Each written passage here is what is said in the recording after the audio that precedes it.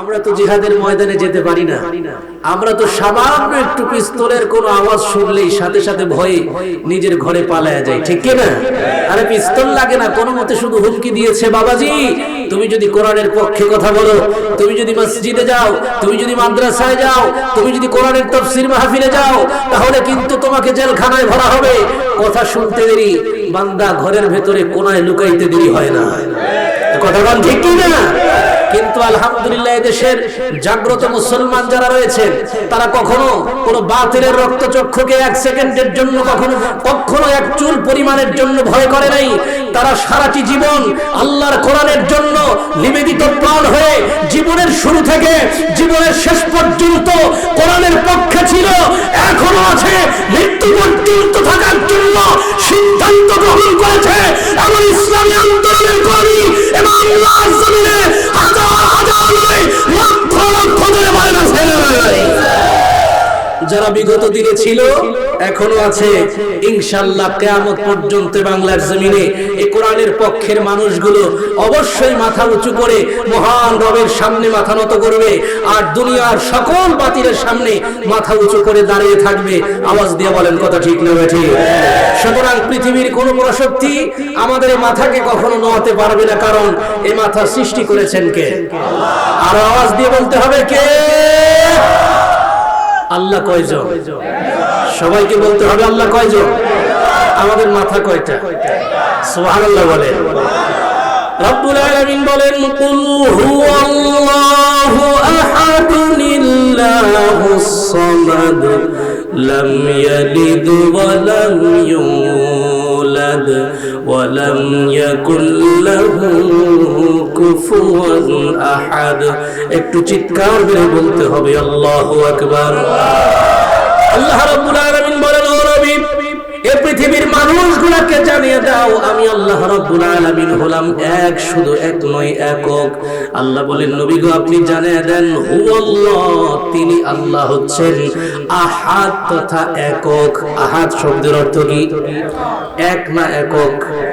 একক। ওয়াহিদ শব্দের অর্থ হলো এক। ওয়াহিদ যদি আল্লাহ বলতেন সানি হওয়ার সম্ভাবনা ছিল। রব্বুল আলামিন ওয়াহিদ শব্দ আনেন নাই, আহাদ শব্দ এনেছেন। তার মানে আহাদ মানে হলো একক, এককের পরে আর দ্বিতীয় কেউ থাকতে পারে না। জোরে কোন সুবহানাল্লাহ। এইজন্য রব্বুল আলামিন প্রথমে আহাদ শব্দ দিয়ে বান্দাকে জানিয়ে দিয়েছেন আমি আল্লাহ হলাম একক, আমার সঙ্গে কোনো শরীক নাই। সুতরাং আমি আল্লাহ তাআলা কাউকে কখনো জন্ম দেই নাই, আমি আল্লাহ কারো থেকে জন্ম নেই নাই। আমি আল্লাহ রব্বুল আলামিন পৃথিবীর কোনো পরাশক্তির কাছে মুখাপেক্ষী নই, বরং তামাম পৃথিবীর হাজার হাজার কোটি কোটি মাখলুক আমি রব্বুল আলামিনের কাছেই মুখাপেক্ষী। কথা কোন ঠিক কিনা? সুতরাং আমাদের চাওয়ার পাওয়া যদি থাকে পৃথিবীতে, সমস্ত চাওয়া পাওয়া একমাত্র দুনিয়ার কোন নেতা নেত্রীর কাছে থাকবে না, দুনিয়ার কোন এমপি মন্ত্রীর কাছে, প্রশাসনের কাছে থাকবে না। আমাদের চাওয়ার পাওয়া যা আছে সবকিছু জোরে আওয়াজ দিয়ে বলেন তো কার কাছে? এজন্য রব্বুল আলামিনের নাম হলো সমাদ। তিনি মুখাপেক্ষী, কারো মুখাপেক্ষী নয়, কিন্তু আমরা হইলাম মুখাপেক্ষী। এই জন্য আমরা অনেক সময় মুখাপেক্ষী হয়ে আল্লাহর মুখাপেক্ষী বাদ দিয়ে ভিন্ন মানুষের মুখাপেক্ষী হতে চাই। যার টাকা নাই পয়সা নাই তারা দৌড়াই নেতা নেত্রীর কাছে, যার ক্ষমতা নাই ক্ষমতা পাওয়ার জন্য যাই মন্ত্রীবর্গের কাছে। ও মুসলমান, যার মন্ত্রিত্ব নাই সে যাই প্রধানমন্ত্রীর কাছে, আমার একটা মন্ত্রিত্ব ভিক্ষা দাও। এটা বলেন দেখি মন্ত্রী সাহেব প্রধানমন্ত্রীর কাছে মুখাপেক্ষী হলো কি হলো না?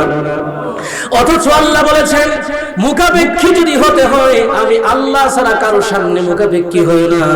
রব্বুল আলামিন এই জন্য পৃথিবীর মানুষদেরকে জানিয়ে দিয়েছেন আমি আল্লাহ মুখাপেক্ষী, আর তোমরা হইলা মুখাপেক্ষী। তবে তোমাদের মুখাপেক্ষী হবে একমাত্র শুধুমাত্র জোরে বলেন তো কার কাছে? আল্লাহ রাব্বুল আলামিন আমাদেরকে আরো জানিয়েছেন হে পৃথিবীর মানুষেরা, তোমাদের সন্তান যদি না হয় ওই সন্তান যদি তোমাদের প্রয়োজন হয় তাহলে তোমরা শিক্ষা নিয়ে নাও কোরআনুল কারীমে হযরত ইব্রাহিম আলাইহিস সালাতু ওয়াস সালামের দিকে ৮৬ বছর পর্যন্ত হযরত ইব্রাহিম আলাইহিস সালাতু ওয়াস সালামের কোনো সন্তান ছিল না। তারপরও একটা মুহূর্তের জন্য ইব্রাহিম আলাইহিস সালাম কখনো দুনিয়ার কোন খাজা বাবা গামজা বাবার দরবারে গিয়ে বলে নাই বাবা দে রে বাবা দে একটা বাচ্চা দে। এখন বলতে ঠিক না? ইব্রাহিম আলাইহিস সালাম কত বছর সন্তান ছিল না বলেন? ৮৬ বছর। বলেন না কত বছর? ও পৃথিবীর মানুষেরা, আপনার দাম্পত্য জীবনের বয়স কত? কেউ বা 2 বছর, 3 বছর, কেউ বা 5 বছর, 10 বছর। বলেন হুজুর আমার 5 বছর বিয়ের হয়ে গেছে, এখন পর্যন্ত সন্তান নাই, কি করব? সন্তান দরকার। যাও বাবার দরবারে গিয়ে বলো বাবা দাও দাও দাও একটা সন্তান দাও। ও দুনিয়ার মানুষ, আপনাদের কাছে জানতে চাই, পৃথিবীর এমন কোন বাবা আছে নাকি যেই বাবা আল্লাহ যদি না চায় সন্তান দিতে পারে? জোরে বলেন। পৃথিবীর কোন বাবার ক্ষমতা নাই, তাহলে আমি আপনি কেন তাদের কাছে গিয়ে সন্তান চাইলাম? অথচ রব্বুল আলামিন জানিয়ে দিলেন পৃথিবীর মানুষেরা শোনো, ৮৬ বছর পরে হযরত ইব্রাহিম আলাইহিস সালাতু ওয়াস সালাম দুনিয়ার কোন বাবার কাছে গিয়ে বলে নাই বাবারে একটা সন্তান দে, কোনোদিন বলে নাই। কিন্তু ৮৬ বছর পরে রব্বুল আলামিনের দরবারে দোয়া করেছিলেন হযরত ইব্রাহিম আলাইহিস সালাতু ওয়াস সালাম। আল্লাহ রাব্বুল আলামিনের কাছে কি সুন্দর করে তিনি দোয়া করেছিলেন, আয় আল্লাহ সুবহানাহু ওয়া তাআলা মেহেরবানি করে রব্বি হাবলি মিনাস সালিহিন, ও আল্লাহ আমাকে একটা নেককার সন্তান তুমি দান করো। রব্বুল আলামিন বললেন আমি আল্লাহ তাআলা ৮৬ বছর পর্যন্ত যে পয়গম্বরকে কোনো সন্তান দেই নাই, সে দুনিয়ার কোনো শিরিক করে নাই, আমার সঙ্গে শরীক করে অন্য কারো কাছে সন্তান চায় নাই। আমি রব্বুল আলামিন তার দোয়াখানা কবুল করলাম, আর আমি তাকে সুসংবাদ দিয়ে দিলাম ফাবাশশারনাহু বিগুলামিন হালিম। আল্লাহ রাব্বুল আলামিন সন্তানের সুসংবাদ দিয়ে দিলেন। বোঝা গেল এই পৃথিবীতে দুনিয়ার কেউ কাউকে কোনো সন্তান দিতে পারে না। সন্তান দেওয়ার মালিক দুনিয়ার কোনো মানুষ না, সন্তান দিতে পারেন জোরে বলেন কে? আল্লাহ রাব্বুল আলামিন যাকে চান তাকে ছেলে সন্তান দেন, যাকে চান শুধু মেয়ে সন্তান দেন, যাকে চান ছেলেও দেন মেয়েও দেন, আবার যাকে চান ছেলে মেয়ে কিচ্ছুই দেন না। এই সব কিছুর ক্ষমতা জোরে বলেন কার? আল্লাহ যদি ক্ষমতা থাকে, সে রব্বুল আলামিন ঘোষণা দিয়েছে বান্দারে আমি আল্লাহ যে সমস্ত শক্তির অধিকারী, তোমরা ঘোষণা দিয়ে দাও ইন্নাল্লাহা আলা কুল্লি শাইইন কাদির। এবার বলেন সকল ক্ষমতার উৎস কে? হয় না, আরো জোরে বলতে হবে কে? সকল ক্ষমতার উৎস হলেন আল্লাহ। এই দুনিয়ার মানুষ যদি বলে সকল ক্ষমতার উৎস জনগণ, সত্য হলো না মিথ্যা হলো? আল্লাহর সঙ্গে শিরিক করা হলো কি হলো না? আল্লাহ বললেন আমি একক, আমার সঙ্গে কোনো শরীক নাই, আমি কারো মুখাপেক্ষীও নই, আর আমি আপনি আল্লাহর সঙ্গে কি সুন্দর করে শিরিক করে দিলাম, শরীক বানিয়ে দিলাম। বললাম সকল ক্ষমতার উৎস জনগণ। ও দুনিয়ার মানুষেরা এই কথা বলতে দেরি হবে, ঈমান চলে যেতে বুঝি 1 ঘন্টা সময় লাগবে। জয় বলেন। ঈমান কখন শেষ? সাথে সাথে শেষ। তাহলে একটা মুফতি মুহাদ্দিসের ফতোয়া দেওয়ার প্রয়োজন নাই, সাথে সাথে যে ঈমান চলে যায়, যার কমন সেন্স আছে, এরকম একটা সাধারণ ব্যক্তি বোঝে যদি সকল ক্ষমতার উৎস জনগণ বলি, তাহলে সাথে সাথে আল্লাহর সঙ্গে শিরক হয়ে যায়। আর আল্লাহ তাআলা ইন্নাল্লাহা লা ইয়াগফিরু আন ইউশরাকা বিহি, যারা পৃথিবীতে শরীক করবে আল্লাহর সঙ্গে, শিরকের গুনাহ করবে, তাদের জিন্দেগিতে কখনো আল্লাহ ক্ষমা করবে না। চিৎকার করে বলেন নাউজুবিল্লাহ। অথচ আমি আপনি আল্লাহর সঙ্গে শিরক করলাম, আর একদিক থেকে আল্লাহর কাছে মাফ চাইলাম, মসজিদে গিয়া লম্বা লম্বা হাত তুললাম। আমাদের হাত যদি হয় আধা, আমরা তুলে ফেলি 1 হাত। আল্লাহর কাছে 1 হাত তুইলাম, এক হাত শুধু নয়, দুই হাত তুলে এইভাবে যদি মাথার উপর পর্যন্ত হাত উঠাইয়া যদি দোয়া করি, আল্লাহ মেহেরবানি করে আমাদের দোয়া কবুল করে নাও। রব্বুল আলামিন বলেন তোমার দোয়া কশিন কালেও কবুল হবে না, কারণ ওয়া মাইয়াবতাগি গায়রাল ইসলাম দীনান ফালান ইউকবালা মিন ওয়া হুয়া ফিল আখিরাতি মিনাল খাসিরিন। আল্লাহ রাব্বুল আলামিন বলেন, হে পৃথিবীর মানুষেরা, যখন আমি আল্লাহর সঙ্গে শরীক করেছো, শিরিক করার সাথে সাথে তোমরা ইসলাম থেকে বের হয়ে গেছো, আর ইসলামের সঙ্গে তোমাদের কোনো সম্পর্ক নাই। আর ইসলামের বাহিরে গিয়ে তুমি হাজার কোটি কোটি বার রব্বুল আলামিনের কাছে হাত তুলতে পারো, হাতের সঙ্গে যদি কল্লাও তুলে দাও, সারা দেহটা যদি আল্লাহর দিকে পেতে দাও, কোনো লাভ হবে না। ফালাইয়ুকবালা মিন, 5 ওয়াক্ত নামাজ পড়লেও তোমার সেই নামাজ কবুল হবে না। রোজা রাখলে 30টা কেন 60টা রোজা রাখলেও তোমার কবুল হবে না। হজ একবার কেন 70 বার হজ করলে আল্লাহ কবুল করবে না। যাকাত তোমার পুরা জিন্দেগীর সব কামাই রোজগারের পয়সা যদি যাকাত দিয়ে দাও, আল্লাহ বলে ফালাইয়ুকবালা মিন, আল্লাহর দরবারে চুল পরিমাণ কোনো আমল পৌঁছবে না। চিৎকার মেরে বলেন নাউযুবিল্লাহ।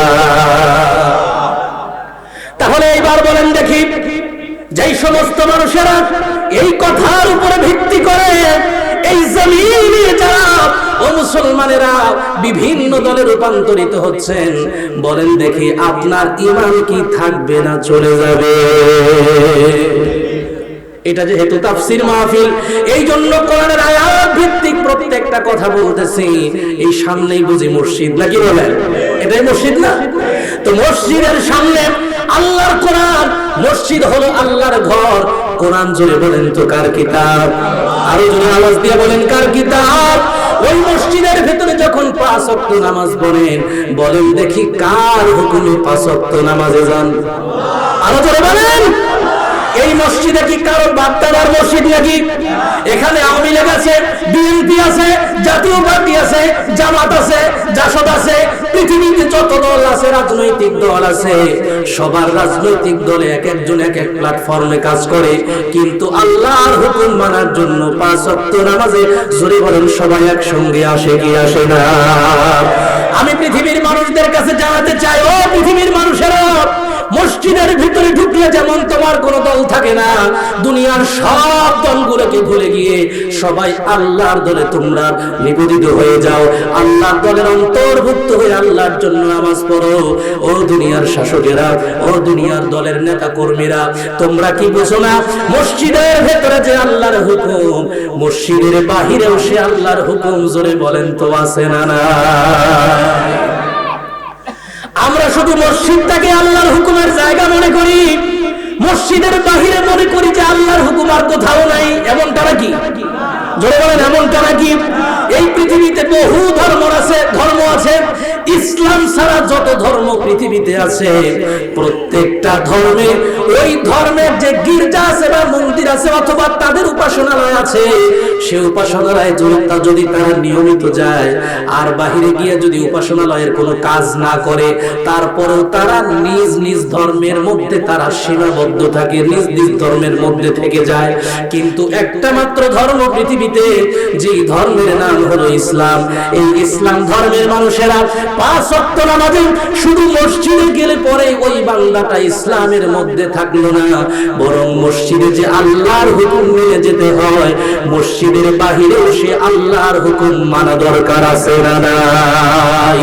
যারা মসজিদে আল্লাহর হুকুম মেনে যায় তারা হয়ে যায় পাক্কা মুসলমান, পাক্কা ঈমানদার।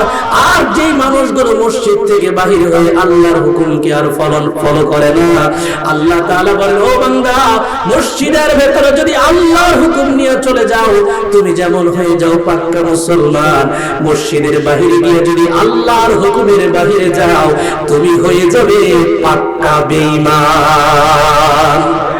কথা বলেন ঠিক কিনা? কার কথা বলেন, কার কথা? আল্লাহ রাব্বুল আলামিন বলেন, ইয়া আইয়ুহাল্লাযীনা আমানু দুখুলু ফিস-সিলমি কাফা। একটু আওয়াজ দিয়ে বলতে হবে আল্লাহু আকবার। আল্লাহ তাআলা ইসলামে প্রবেশ করতে বলেছেন, প্রত্যেকটা মুসলমানকে বলেছেন, হে মুসলমানেরা, হে ঈমানদারেরা, তোমরা যদি ইসলাম মুসলিম হিসেবে নিজেদেরকে দাবি করো, তাহলে তোমরা ইসলামের ভেতরে শুধু একটু প্রবেশ করলে হবে না, বরং পুরাপুরি ভাবে প্রবেশ করো। কথা বল ঠিক কিনা? এই কথাটা কার বলুন তো, কার কথা? তাহলে আল্লাহর কথা হলো, তুমি যদি মুসলিম হও, তুমি যদি ঈমান এনে থাকো, মুসলমান যদি দাবি করো, আবার ইসলামে যদি প্রবেশ করেই থাকো, তাহলে অর্ধেক প্রবেশ করলে হবে না, আমার ইসলামে প্রবেশ করতে হবে। জোরে বলেন না, ইসলামে প্রবেশ করতে হবে পরিপূর্ণ।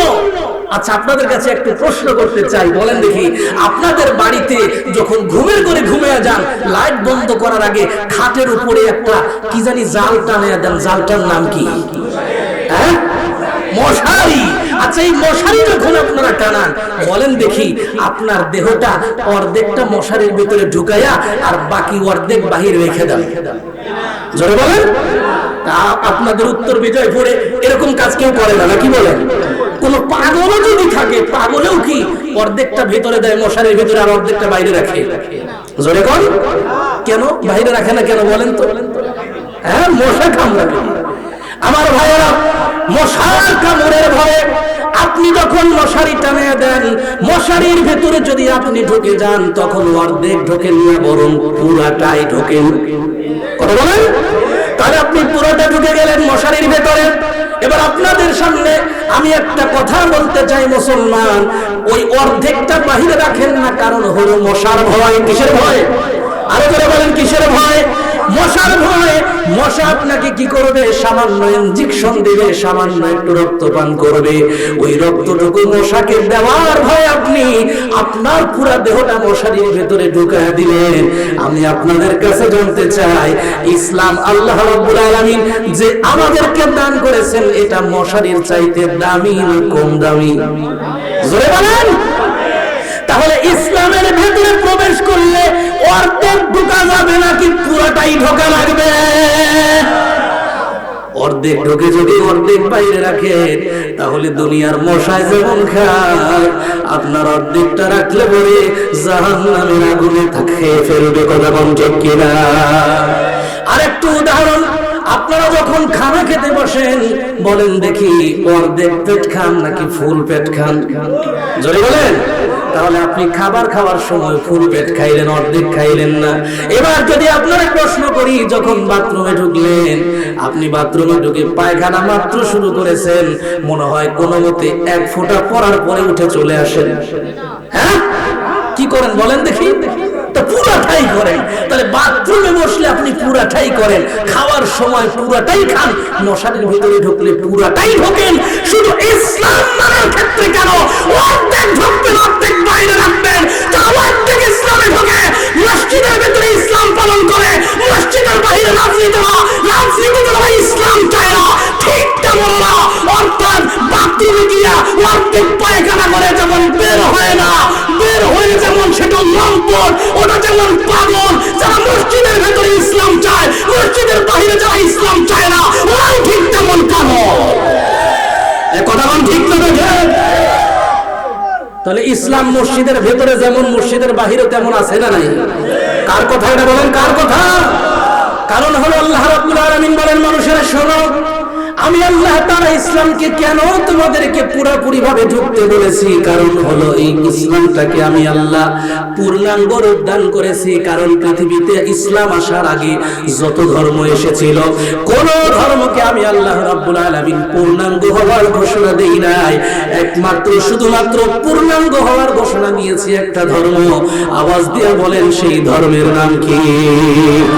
আল-ইয়াউমা আকমালতু লাকুম দীনাকুম ওয়া আতমামতু আলাইকুম নি'মাতি ওয়া রাদিতু লাকুমুল ইসলাম দীনা। হয় না? আরো জোরে বলেন আল্লাহু আকবার। আল্লাহ রাব্বুল আলামিন বলেন, ও দুনিয়ার মানুষেরা শোনো, আমি রব্বুল আলামিন এই কোরআনকে, ইসলামকে তোমাদের জন্য পরিপূর্ণ করে দিলাম। এরকম কোন ধর্মের মধ্যে আল্লাহ তাআলা কোনো কথা বলে নাই। এই কথাটা একমাত্র বলেছেন কোরআনের মধ্যে। বলেন কোথায়? সেই জামানার ইহুদিরা পর্যন্ত এই আয়াত যখন নাযিল হয়, ইহুদিরা বলতেছিল, আমাদের ইহুদি ধর্মের মধ্যে যদি এই আয়াত নাজিল হয়ে যেত যে তোমাদের জন্য ইহুদি ধর্মটা পূর্ণাঙ্গ ধর্ম, তাহলে আমরা এই দিনটাকে আমরা ঈদের দিন বানিয়ে ফেলতাম। জোরে কোন আল্লাহু আকবার। তাহলে মনে করেন ইসলাম ধর্মে পূর্ণাঙ্গ বিধান ইসলামকে বানানোর কারণে ইহুদিরা পর্যন্ত আফসোস করেছে, আরে আমাদের ধর্মকে কেন আল্লাহ রাব্বুল আলামিন কেন পূর্ণাঙ্গতা দান করলেন না? যদি দান করতেন আমরা ঈদের দিন বানিয়ে ফেলতাম। বোঝা গেল ইসলাম ধর্মকে আমার রব্বুল আলামিন পূর্ণাঙ্গ করে দিয়া আমাদের সম্মান, জোরে বলেন তো, বাড়িয়েছেন না কমাইছে?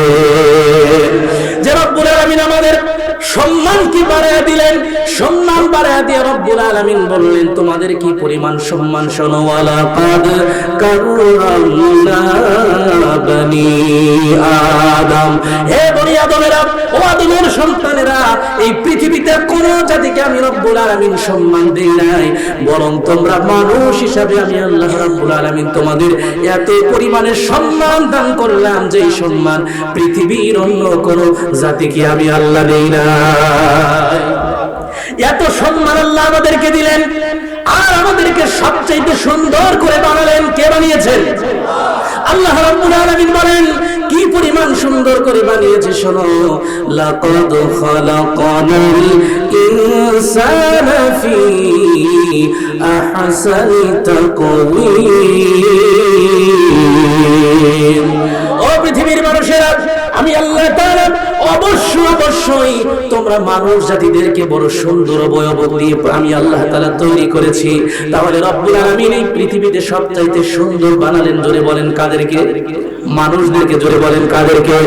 মানুষদেরকে আল্লাহ সুন্দর বানাইলেন, মানুষদেরকে আল্লাহ সম্মান দিলেন, মানুষদেরকে আল্লাহ তাআলা সবচাইতে শ্রেষ্ঠ করলেন। শুধু তাই নয়, এই মানুষের মধ্যে সবচাইতে বড় শ্রেষ্ঠ মর্যাদার অধিকারী তারা যারা রব্বুল আলামিনের প্রতি ঈমান আনবে। জোরে কোন সুবহানাল্লাহ। আর একটু আওয়াজ দিয়ে বলেন সুবহানাল্লাহ। তাহলে ঈমানদারদের শ্রেষ্ঠত্ব কে দান করেছে? বলেন কে দান করেছে? আল্লাহ রাব্বুল আলামিন বলেন শোনো, কুনতুম খায়রা উম্মাতিন উখরিজাত লিন-নাস তা'মুরুনা বিল মা'রুফি ওয়া তানহাউনা 'আনিল মুনকার ওয়া তু'মিনুনা বিল্লাহ।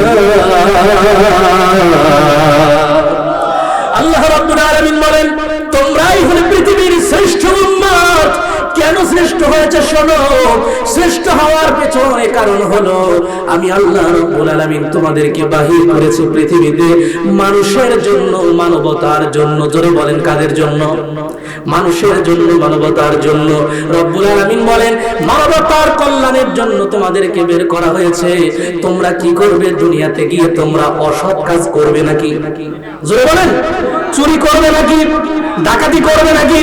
অন্যায় রাহাজানি করে মানুষের উপরে মিথ্যা মামলা দিবে নাকি? জোরে বলেন। তাহলে আল্লাহ তাআলা অন্যায় করার জন্য পাঠাই নাই, বলেছেন তা'মুরুনা বিল মা'রুফ, তোমরা সৎ কাজের আদেশ করো, তোমরা ভালো কাজের আদেশ করো। 2 নাম্বার ঘোষণা, ওয়া তানহাউনা আনিল মুনকার, অসৎ কাজ থেকে তুমি বাধা প্রদান করো। তাহলে আমরা শ্রেষ্ঠ উম্মত যদি পৃথিবীতে হতে চাই, আমাদের কাজ হবে, জোরে বলেন কয়টা? বলেন 2টা। বলেন কয়টা? আরো জোরে। জোর হলো না। তাহলে 2টা আমাদের শ্রেষ্ঠ হওয়ার জন্য কাজ হলো 2টা। 1 নাম্বার ভালো কাজের আদেশ করো, 2 নাম্বার অন্যায় কাজ থেকে মানুষকে বাঁচাও, অন্যায় কাজ থেকে বিরত রাখো।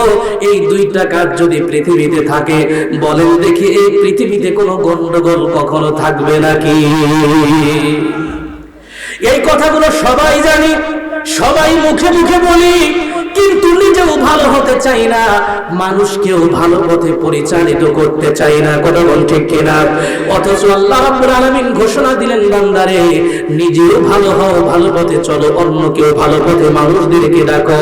আল্লাহ রাব্বুল আলামিন এই জন্য আমাদেরকে দুইটা কারণে শ্রেষ্ঠ বানায় দিলেন। এক নম্বর সৎ কাজের আদেশ করা, দুই নম্বর অসৎ কাজ থেকে নিষেধ করা।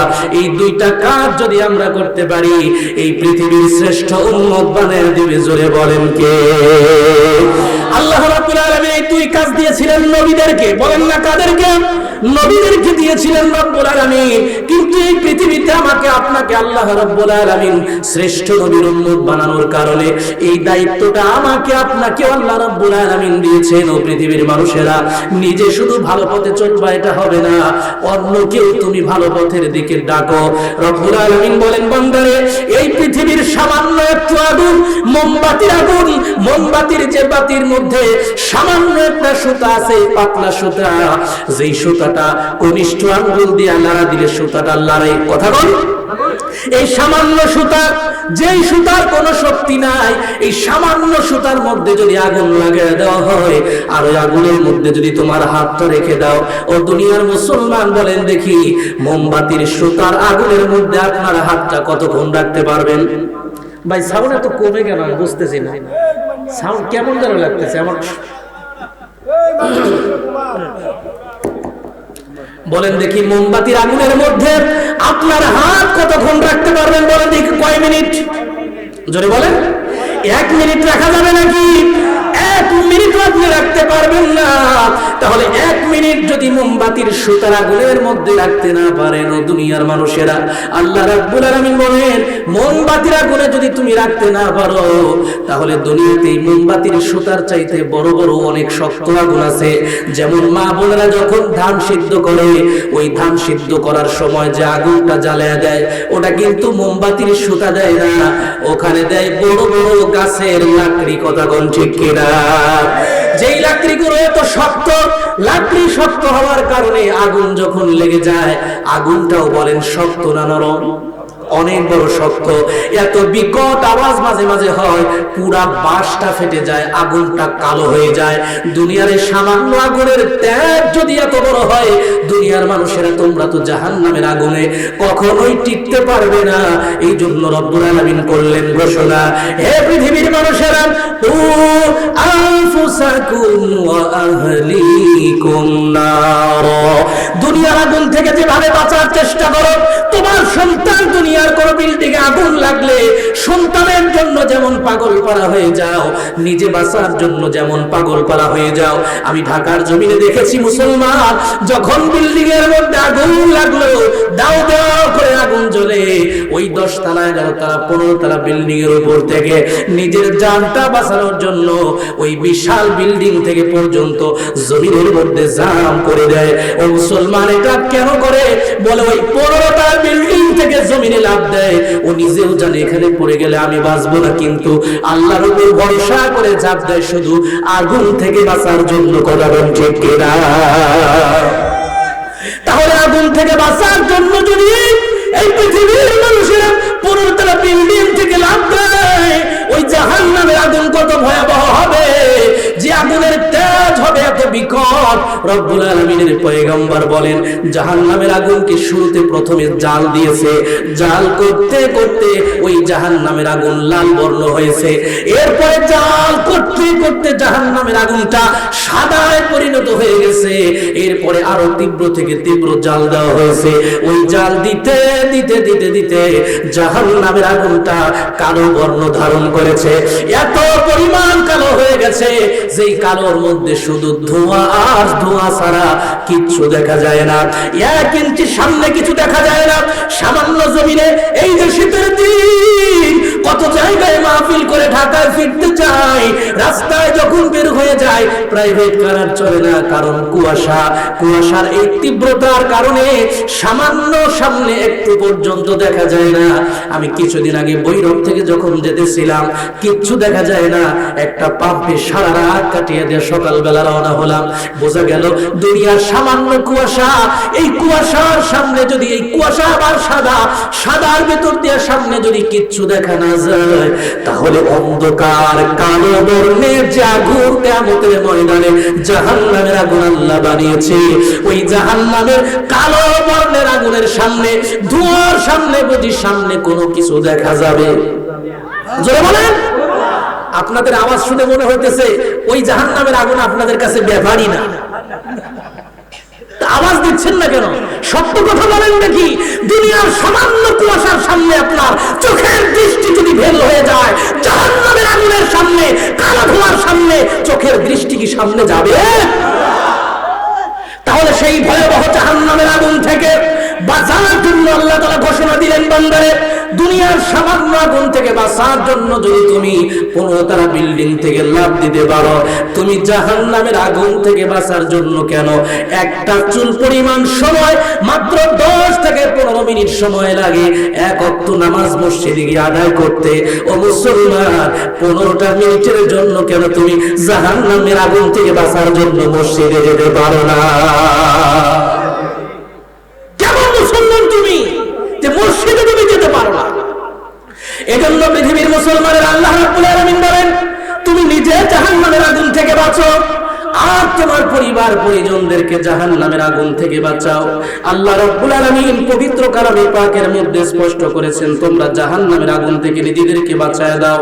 যদি নিজেদেরকে জাহান্নামের আগুন থেকে বাঁচাতে পারো, রব্বুল আলামিন ডাক দিয়ে বলেন, তাহলে তোমাদের জন্য আমি রব্বুল আলামিন এত সুন্দর চমৎকার একটি জান্নাতের ব্যবস্থা করব, যেই জান্নাত তোমরা চোখে কোনোদিন দেখো নাই, মেধা দিয়ে কোনোদিন কল্পনাও করো নাই। জোরে কোন সুবহানাল্লাহ।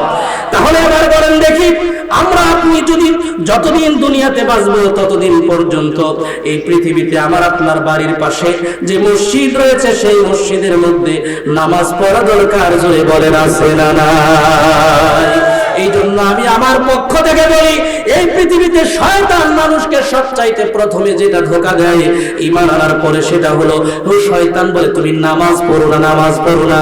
এই কারণে আমি আমার পক্ষ থেকে বলি, যে জন নামাজ পড়ে না সে তো শয়তানের নানা।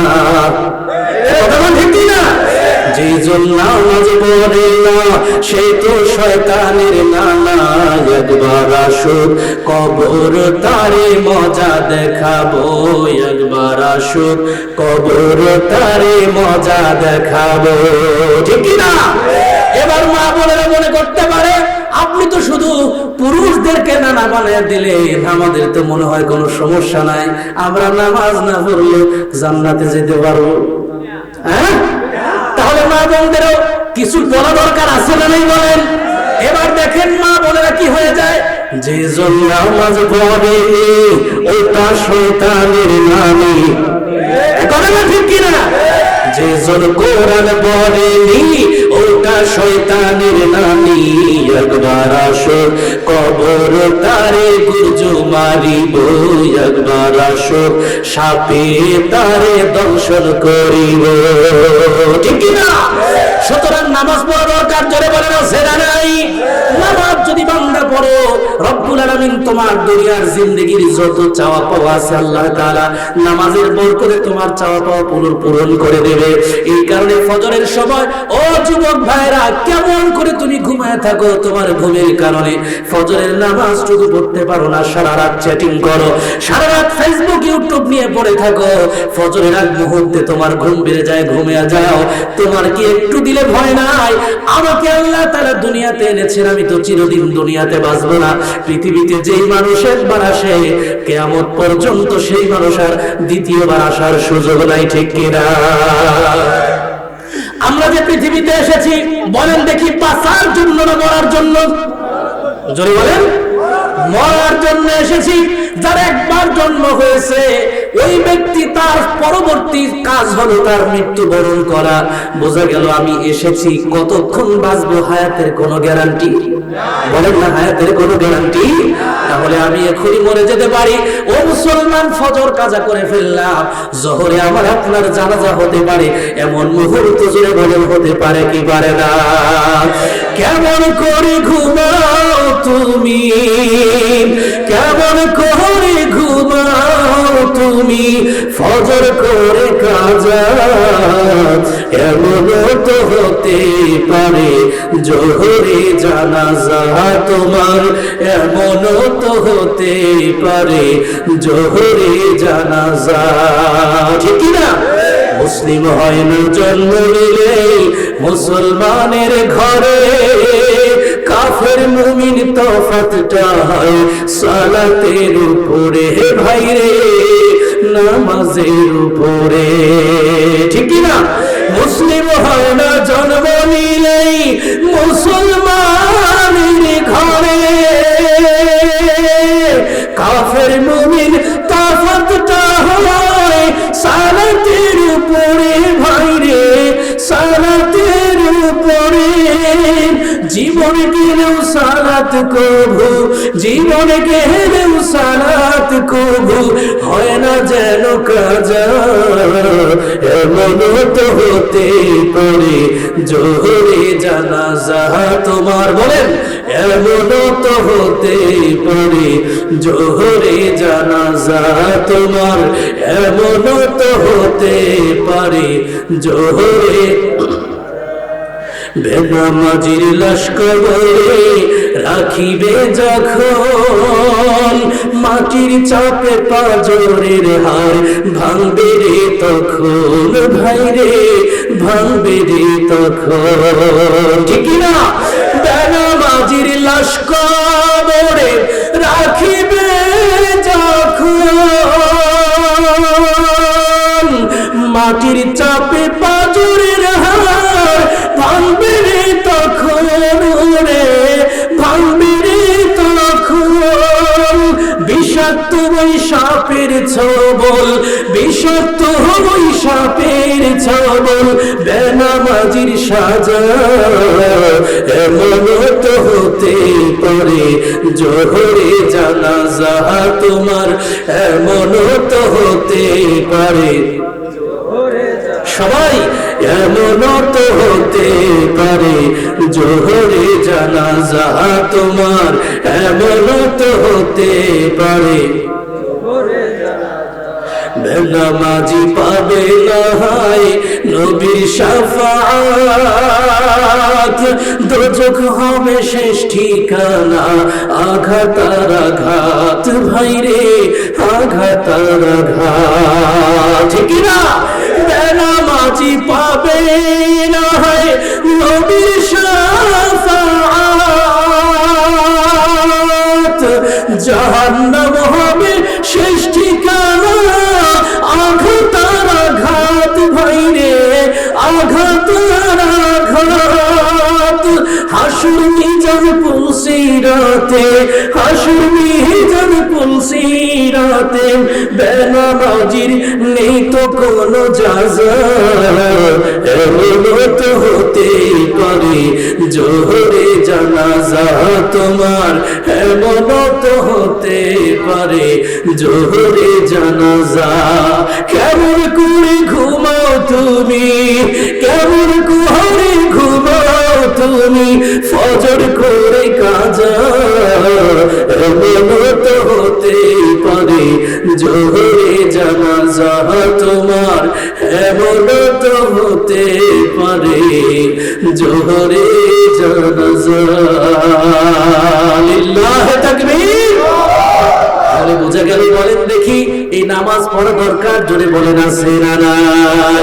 আমার ভাইরা, এই কারণে নামাজের গুরুত্ব আল্লাহ তাআলা দান করেছেন। এই পৃথিবীতে যখন মুসলমানদেরকে আল্লাহ তাআলা রাষ্ট্র ক্ষমতা দিবে, কি দিবে বলেন? আল্লাযীনা ইন মাক্কান্নাহুম ফিল আরদ আকামুস সালাতা ওয়া আতাবুজ যাকাত। চিৎকার মেরে বলেন আল্লাহু আকবার।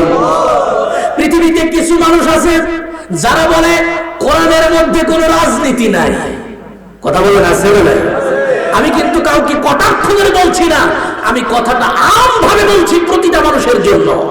যারা বলে মসজিদের বাহিরে আর কোন আল্লাহর হুকুম নাই, রাজনীতির ময়দানে আল্লাহর হুকুম নাই, কোরআনের সঙ্গে রাজনীতির কোনো সম্পর্ক নাই, আমি আপনাদের কাছে জানতে চাই, কোরআনের সঙ্গে পৃথিবীর এমন কোনো কাজ নাই যেটার সম্পর্ক নাই? পৃথিবীতে কি এমন কোনো কাজ আছে যেই জিনিসের সাথে কোরআনের সম্পর্ক নেই? এমন কিছু আছে নাকি? জোরে বলেন। পৃথিবীর সমস্ত সমস্যার সমাধান দিতে পারে? আল কোরআন কেন এসেছে? পূর্ণাঙ্গ দিন আল্লাহ দিয়েছেন কোরআনুল কারীমের মাধ্যমে। এই জন্য বলা হয়েছে Islam is the complete code of life. এই পৃথিবীতে একটা মাত্র ধর্ম যেটা পরিপূর্ণ পূর্ণাঙ্গ ধর্ম, তার নাম হলো ইসলাম। কথা বলেন ঠিক কিনা? এই জন্য রব্বুল আলামিন বলেছেন, আমি যদি আমার পৃথিবীর মুসলমানদেরকে রাষ্ট্র ক্ষমতা দান করি, তাহলে এক নম্বর কাজ হবে আকামুস সালাহ। তার জমিনের মধ্যে ওই ব্যক্তি নামাজ কায়েম করতে হবে। সুবহানাল্লাহ। কার কথা বলেন না? কার কথা? তাহলে আল্লাহ বললেন ইসলামী রাষ্ট্র যদি পৃথিবীর মানুষেরা পেয়ে যায়, ও দুনিয়ার মানুষেরা, ও খলিফারা, তোমরা ইসলামী রাষ্ট্র কায়েমের কাজ করো। যদি তোমাদের হাতে ইসলামী রাষ্ট্র চলে আসে, এক নাম্বার কাজ করবা, সেটা হলো মানুষ ভালো হওয়ার জন্য সবার আগে যেটা উত্তম কাজ, তার নাম হলো নামাজ। সুবহানাল্লাহ। সবচাইতে ভালো হওয়ার জন্য মানুষ, বলেন তো ইবাদতটার নাম কি? সবাই বলেন ইবাদতের নাম কি? ইন্নাস সালাতা তানহা আনিল ফাহশাই ওয়াল মুনকার ওয়া লাযিকরুল্লাহি আকবার ওয়াল্লাহু ইয়ালামু মা তাসনাউন।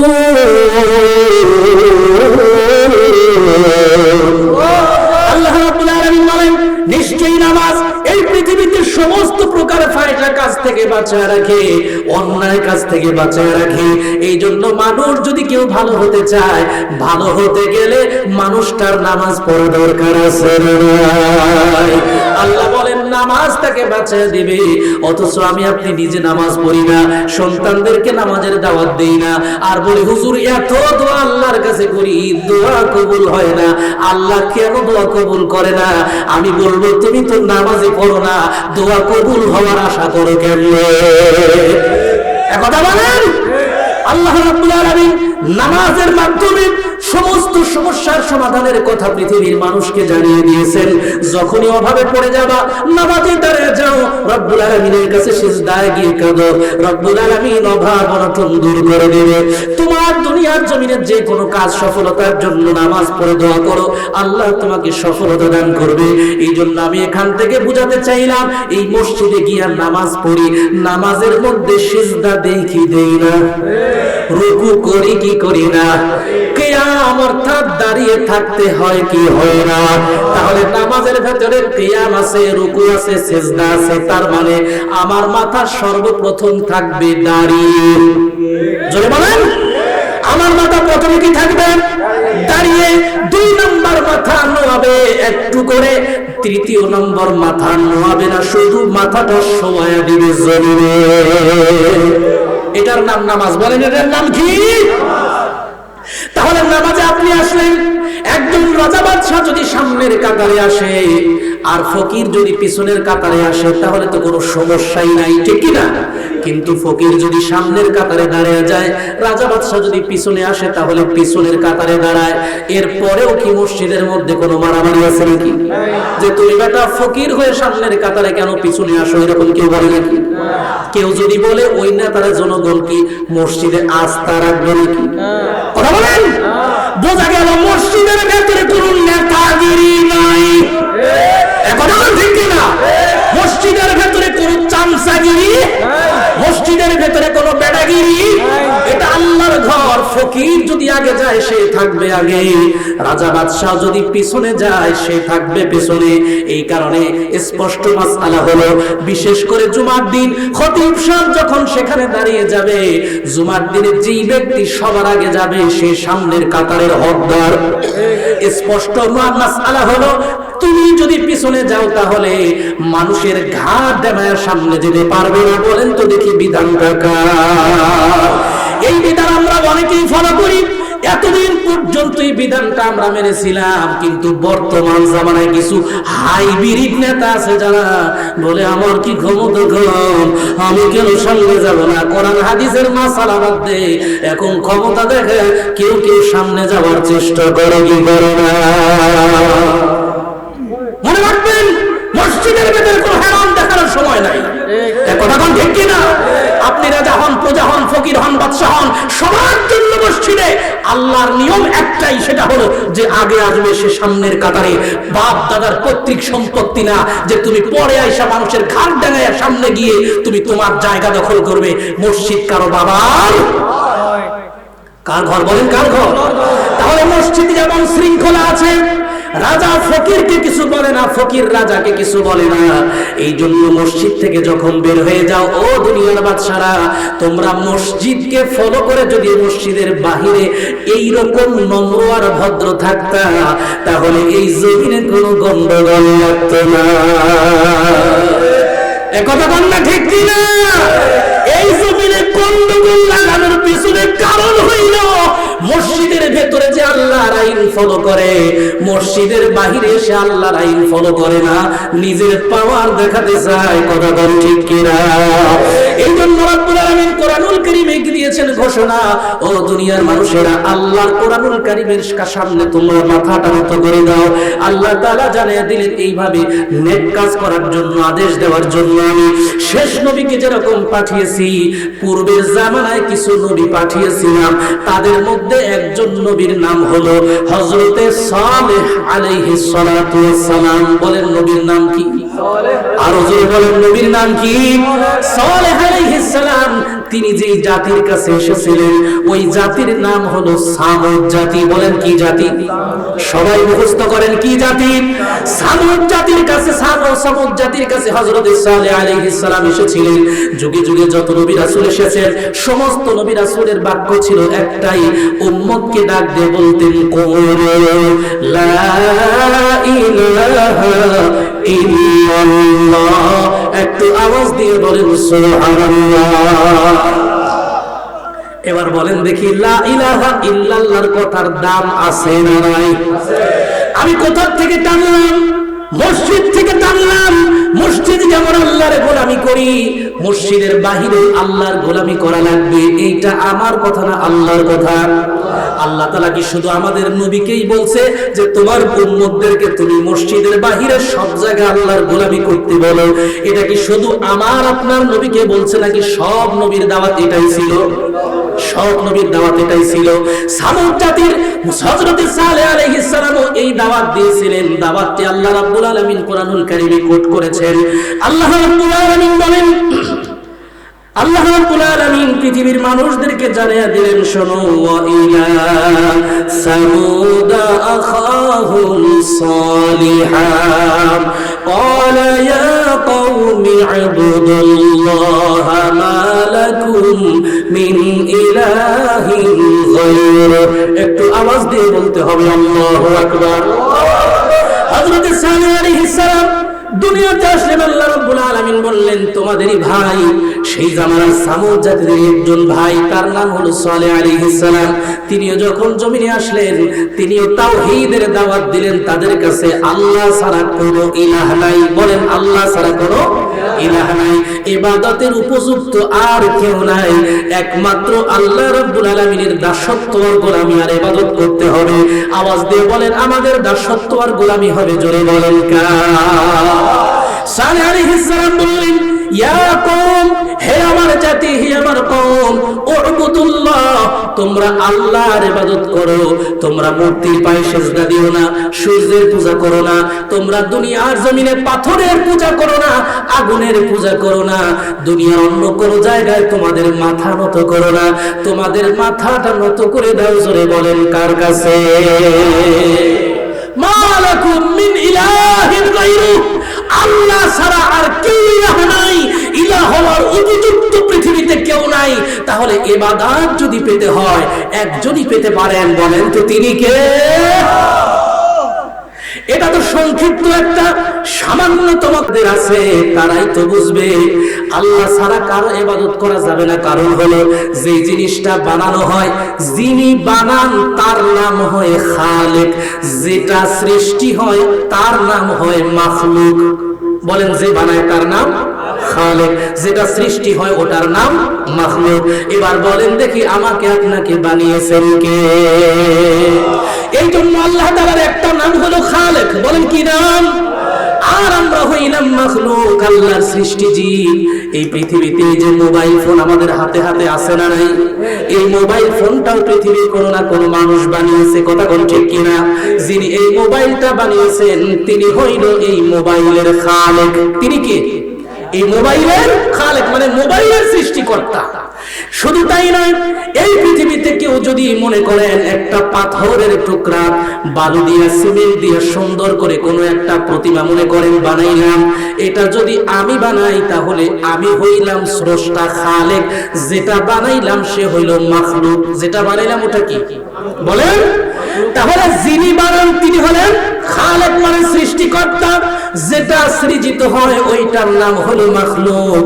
কিন্তু দুনিয়ার জমিনে দেখেন আমাদের ভুলটা এই জায়গায়, ভুলটা হইল আমার আপনার হাত দিয়া, নিজের হাতে সিমেন্ট দিয়া, ইট দিয়া, মাটি দিয়া কি সুন্দর করে প্রতিমা বানাইলাম, বানানোর পরে আবার আমরা তাকে বলতেছি এটা আমার সৃষ্টিকর্তা খালেক। নাউজুবিল্লাহ বলেন। দেখেন আমি প্রথমেই ভুল করলাম। ভুলটা কি? আমি বানাইলাম, আমি হইলাম খালেক, আমি সৃষ্টিকর্তা, আর যেটা বলেছে সেটা হইল মাখলুক। অথচ আমরা উল্টা বলতেছি যেটাকে বানাইলাম ওইটা হইল খালেক, আর আমরা হইলাম মাখলুক। জোরে কোন নাউজুবিল্লাহ। উল্টা হইল না সোজা হইল? উল্টা হয়ে গেল।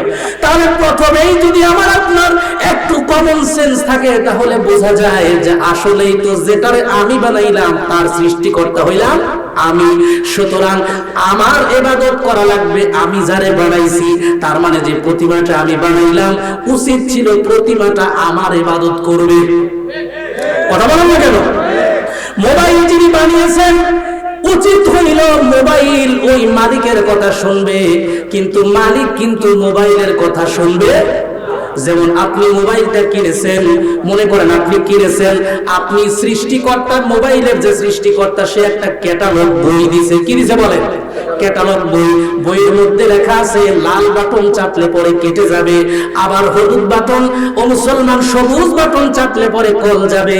এখন মোবাইলের সৃষ্টিকর্তা আপনারে বলে দিয়েছেন লাল বাটন হলো কাটার জিনিস আর নীল বাটন হইল কল দেওয়ার জিনিস।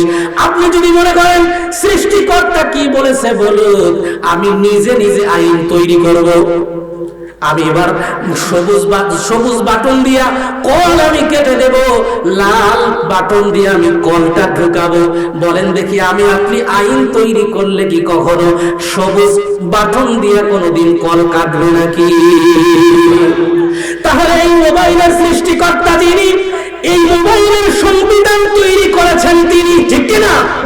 এই মোবাইলের সংবিধান আলাদা করে আপনি তৈরি করতে চাইলে যেমন এটা হবে না, ঠিক তেমন ভাবে আমাকে আপনাকে সৃষ্টি করেছেন। জোরে বলেন কে? সে আল্লাহ রাব্বুল আলামিন আমার আপনার বডি পরিচালনার জন্য, এই মেশিনটা চালানোর জন্য কিভাবে চালাতে হবে সেরকম একটা ক্যাটালগ বই নামের সংবিধান আমার আল্লাহ দিয়েছে। সংবিধানের নাম জোরে বলেন কি? এই কোরআন আল্লাহ রাব্বুল আলামিন আমাকে আপনাকে দিয়েছে। এখন আমি আপনি যদি কালমার সাল্লাল্লাহু তৈরি করা সংবিধান দিয়ে যদি আমার বডিটা চালাতে চাই, বলেন দেখি আমার বডি কি কখনো সঠিক পথে চলতে পারে নাকি? মোবাইল যেমন সঠিক পথে চলতে পারে না সৃষ্টিকর্তার ক্যাটালগ বইয়ের অনুসরণ করা ছাড়া, ঠিক তেমনি আমার আপনার দেহটাও সঠিক পথে চলতে পারে না আমার আপনার সৃষ্টিকর্তা মহান রব্বুল আলামিনের দেওয়া ক্যাটালগ বই তথা কোরআনুল কারীম ছাড়া। কথা বল ঠিক কিনা? সুতরাং এই পৃথিবীতে যদি শান্তি পেতে হয়, মুক্তি পেতে হয়, তাহলে এই কোরআনের সংবিধানের বিকল্প পৃথিবীতে আর কোন সংবিধান নেই। কথা বলেন ঠিক কিনা? সুতরাং এই পৃথিবীতে আমাকে অবশ্যই পরিষ্কার করতে হবে আমাদেরকে যিনি বানিয়েছেন আমরা তার ইবাদত করব। কথা বল। আর আমরা যেটা বানিয়েছি উচিত হলো সে আমার ইবাদত করবে, কিন্তু আমার ইবাদত করে না। আমি যদি তার ইবাদত করি তাহলে এটা আসল ভালো কাজ হইল না, এটা পাগলামি হইল। আমার মন গড়া কাজ করলাম, এটা যেমন পাগলামি হয়ে গেল, ঠিক তেমনি আমার মালিক আমাকে আপনাকে সৃষ্টি করেছেন, মালিকের কথা অনুযায়ী যদি চলি, ইবাদত যদি করি তাহলে আমরা ভালো জ্ঞানী। আর যদি মালিকের কথা অনুযায়ী না চলি তাহলে আমরা ভালো জ্ঞানী না, মেন্টাল পাগল ছাড়া আর কিচ্ছু না। কথা বল ঠিক কিনা?